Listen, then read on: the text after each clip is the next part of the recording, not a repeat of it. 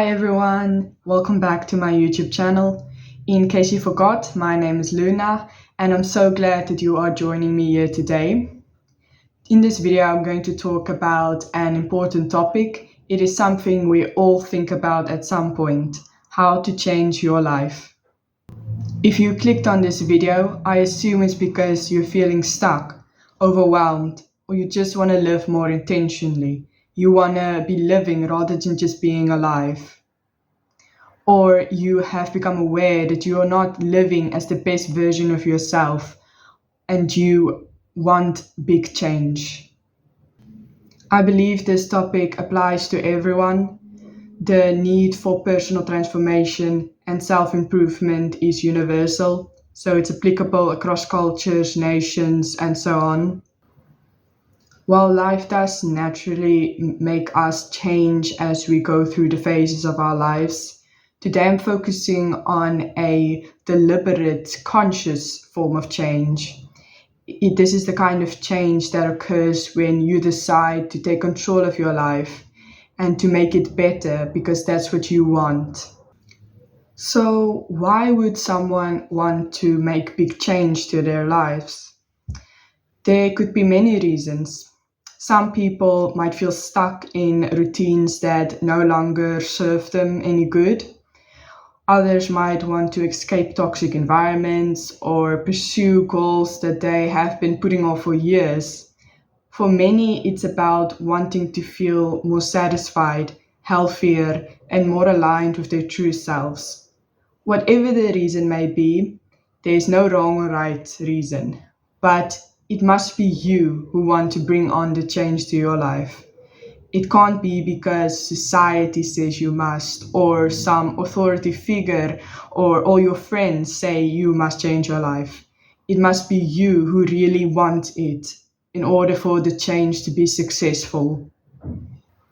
There are many people that believe change requires some big external adjustments, such as quitting your job, buying a new house, moving to a different city, or replacing all the clothes in your closet. Those are all great changes, and they will bring you satisfaction and feelings of happiness, but temporarily. If you want real and lasting change, then it often starts internally. It's about shifting your mindset, rewriting your self-image, and reinventing your routines, hobbies, and daily habits. Now, is it possible to really change your life? To pull a 180 on your life? Almost become a new person? Absolutely. It absolutely is possible. And if you ever catch yourself doubting that, then you can just go look and listen to the millions of inspiring stories of people who have completely changed their lives for the better. So it's very important that you recognize and believe that the change is possible. If you say you can't change, then you can't. If you think you will be forever stuck in this slump and forever dissatisfied with your life, you will be. The first step to changing your life isn't necessarily an action like quitting your job or ending your marriage. It's making a change in your head. It's about adopting a growth mindset. It's about becoming almost obsessed with self-improvement, with becoming your ideal self. Your ideal self refers to that person that doesn't yet exist anywhere apart from your imagination.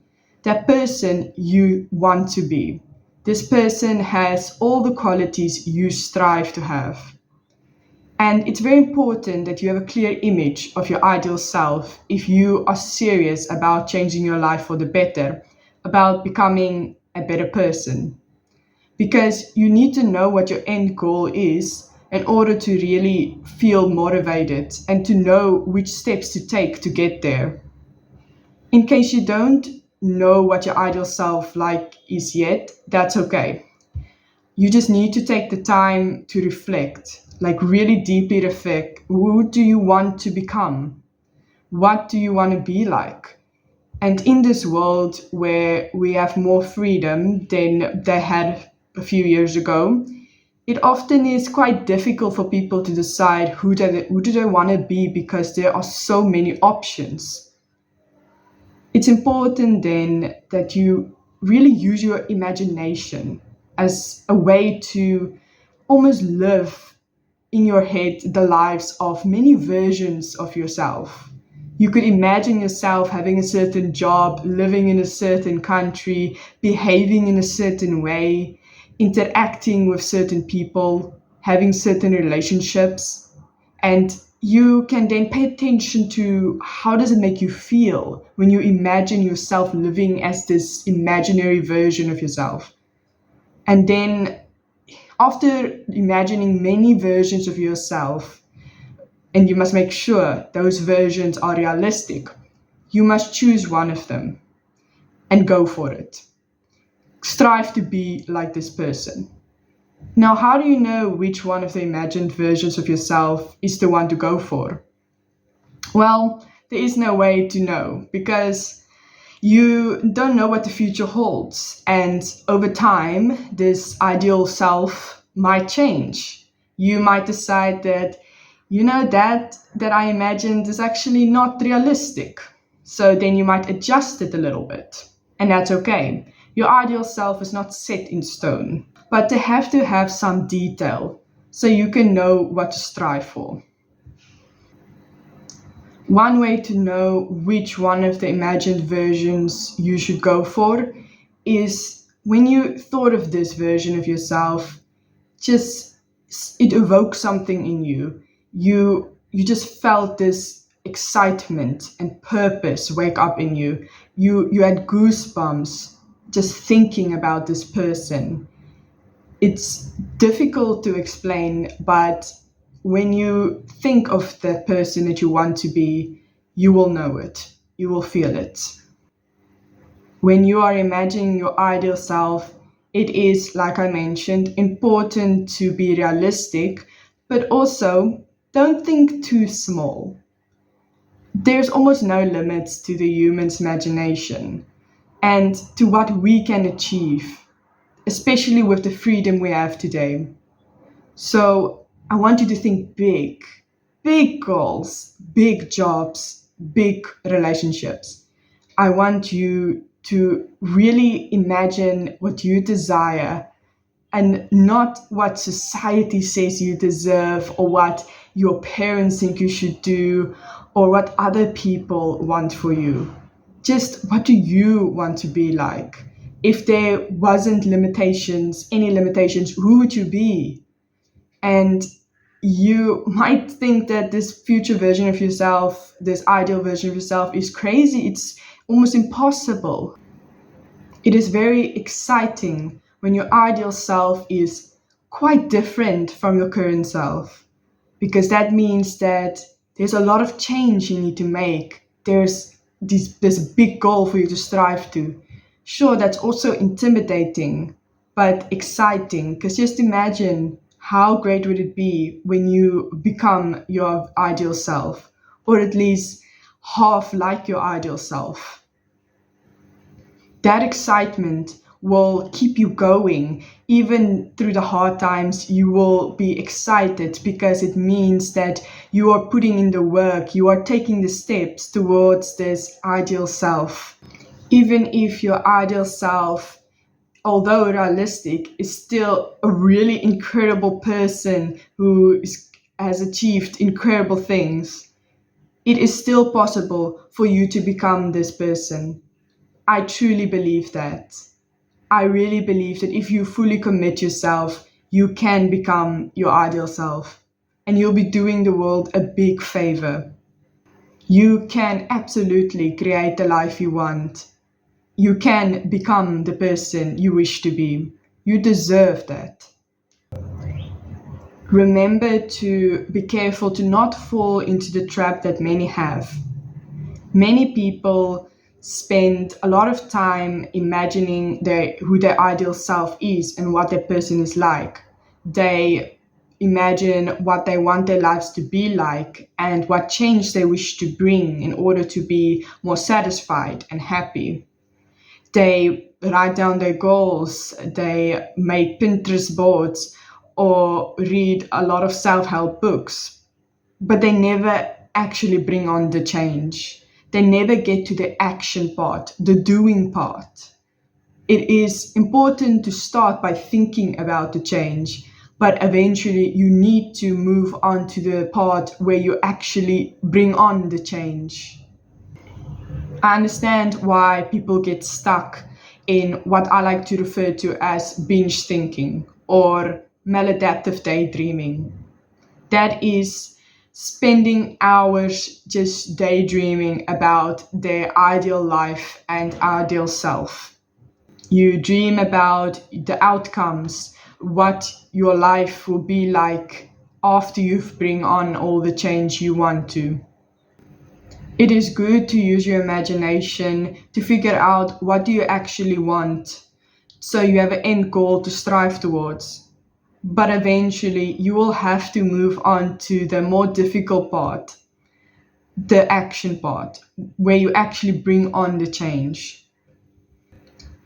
That means you'll have to put down the self-help book and stop watching videos like this and put in the hard work, so your ideal self is not just in your imagination, but is the person who greets you in the mirror each morning. Now, when you get to the action part, many people wonder what is the first step that they should take. Many people know about the saying of you have to take one step, you have to do one thing, no matter how small it is. At least you're getting started. Now, that is good advice. It's a way to not get overwhelmed, but it's also a way to easily lose motivation.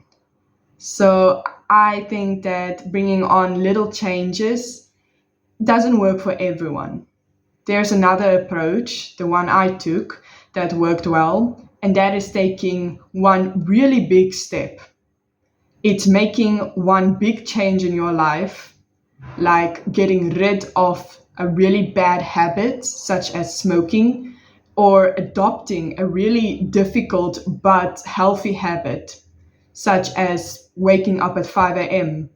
or going to the gym 4 times a week. This will be really difficult, but once you have achieved it, once you have adapted the habit or changed that routine or started that hobby, then you will really be motivated to keep going, because you will think that, damn, I made that big change. Then all the other changes you want to make doesn't seem so impossible anymore, doesn't seem so difficult. And actually, when you make that one first change, the other changes just kind of seems to flow like a chain reaction.